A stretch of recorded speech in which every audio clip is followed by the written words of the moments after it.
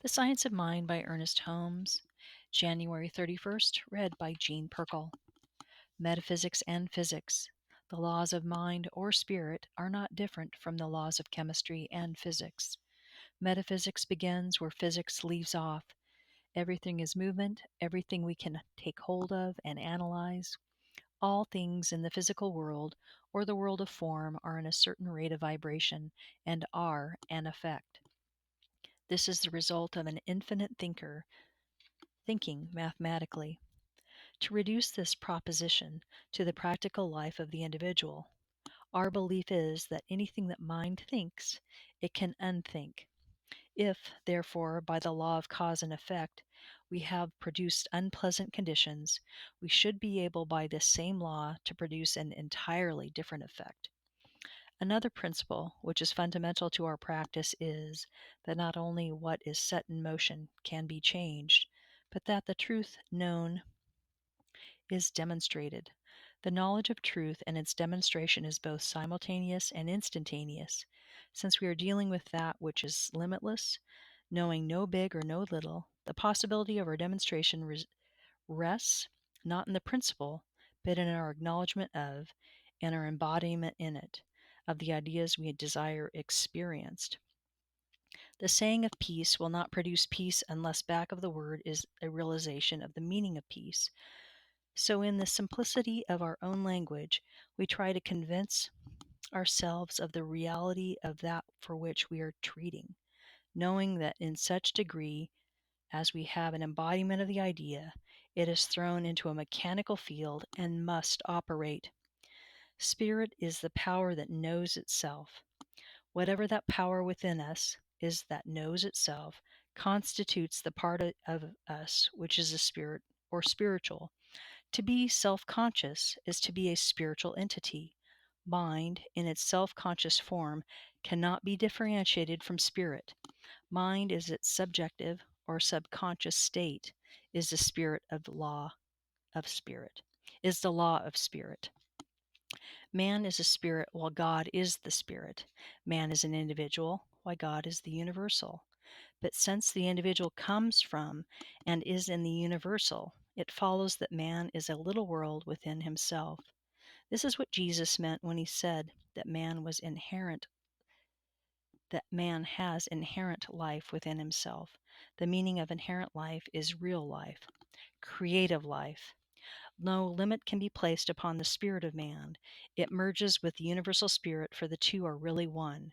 God is in us as we are in God. The same essence, the degree apparently different. The one finite and the other infinite. And since the infinite cannot come from the finite, it follows that the finite must come from the infinite, a little circle within the big circle. Metaphysically, we recognize the universal spirit as the source of all life and inspiration, an infinite self knowingness, which is we grasp only in part, but which is ever available, since the infinite is omnipresent. The mind of man is an extension of the eternal mind or spirit, and his evolution is the unfolding of this everlasting mind or spirit through his thought. Only one mind. There is no such thing as your mind, my mind, and God's mind. There is only mind, in which we all live and move and have our being. Things are ideas in form. What else could they be? There is nothing from which to make things except ideas. In the beginning, we behold nothing visible. There is only an infinite possibility, a limitless imagination, a consciousness, the only action of this consciousness being idea. That which we call our subjective mind is, in reality, our identity in infinite mind. It is the result of our mental attitudes. It is our mental atmosphere or center in universal subjective mind, in which are retained all the images, impressions, inherent tendencies, and raced suggestions. We see that our subjective mind is the medium through which experiences come to us. There is one first cause, spirit, soul, and body, cause, medium, and effect, the Father, Son, and the Holy Ghost.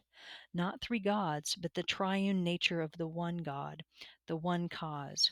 We think of spirit as absolute, self conscious intelligence. We think of soul as receptive to intelligence and the intelligence as always acting upon it. Spirit and soul intersphere each other, and both have omnipresence. The spirit of the universe permeates the soul of the universe, forever impregnating it with ideas. The soul of the universe is the holy womb of nature, producing the forms which appear in the manifest universe. The body of the universe is a result of the thought of spirit, operating through the medium of soul. The Father is absolute, positive intelligence. The Son is the offspring of the Father. The Holy Ghost is a servant of the eternal Spirit throughout the ages. Spirit is absolute intelligence, operating through the soul of receptive intelligence, impregnating it with the divine ideas. The personalness of God. We should think of God not only as a principle forever pushing forward into expression, but an infinite person. In other words, if we merely think of an abstract principle and a mathematical law of cause and effect, we shall lose all warmth and color. We should be very careful in abstracting the principle not only to forget the essence. There is something in the human mind that desires to think of God or Spirit as person. Anything which has been in the human mind since time began, anything we are unable to erase from the mind, the human mind, as a deep urge, arises out of reality. Let us not forget that there is an inherent necessity for warmth and color. The universe is more than an inex-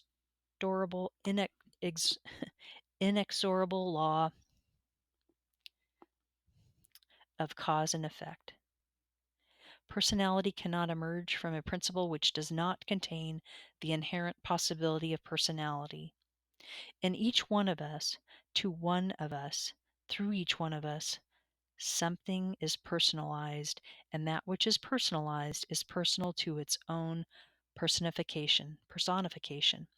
Spirit, spiritual evolution should make the finite not more distant, but more intimate.